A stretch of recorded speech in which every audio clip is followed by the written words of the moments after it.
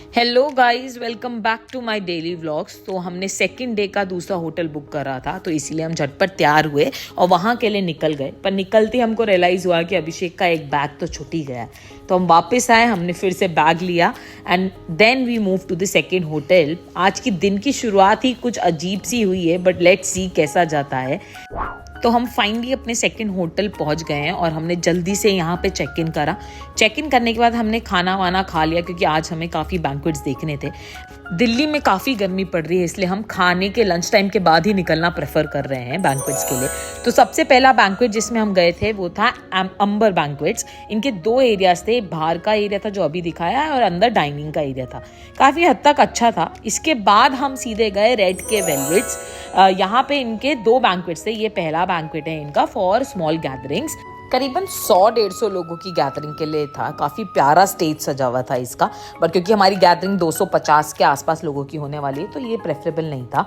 Second banquet जो इनका था वो बहुत ही सुंदर और ह्यूज था, जैसे कि आप देख सकते हैं, बहुत प्यारा है। बट इसकी गैदरिंग 500 थी। 4 बजे के बाद भी काफ़ी धूप और गर्मी थी। इसके बाद जो हम बैंक्वेट गए वो सुमंगलम बैंक्वेट गए।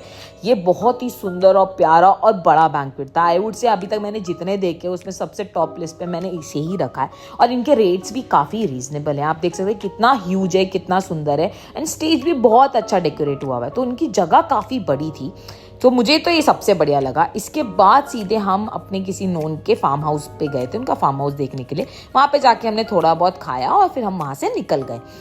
यहाँ पे हमारा ये लास्ट बैंक्वेट है जो कि हमने देखा है, जो कि ये विक्रांत ग्रैंड। ये बहुत बड़ा है, करीबन इसकी भी गैदरिंग हमें पता नहीं था। ये इसके 3 एरियाज थे, तो इसकी गैदरिंग बहुत ज़्यादा लोगों के लिए थी और ये बुक्ड था। हमें समझ ये नहीं आ रहा था कि हमारी जो 11 दिसंबर की डेट है वो हर जगह बुक थी। अभी तक हमने जितने देखे सब बुक थे, तो थोड़े से हम सैड भी थे इस चीज़ को लेके। तो अभी हमारी शक्ल से थोड़ा बहुत दिख भी रहा होगा, अभिषेक तो पूरी तरीके से डाउन हो चुका है। पर जैसे ही हम लोग मार्केट घूम के निकले तो अभिषेक की उंगली गाड़ी के डोर में आ गई थी और वो कट गई थी। एंड आप यहाँ इसकी हालत देख सकते हैं, बहुत बुरा खून निकला था और बहुत ज़्यादा पेनफुल भी था। तो आज सुबह से हमारा दिन कुछ ऐसा ही निकला। सुबह से हम निकले, बैग भूल गए, फिर उसके बाद हमको कोई जगह नहीं खाली मिल रही 11 दिसंबर के लिए।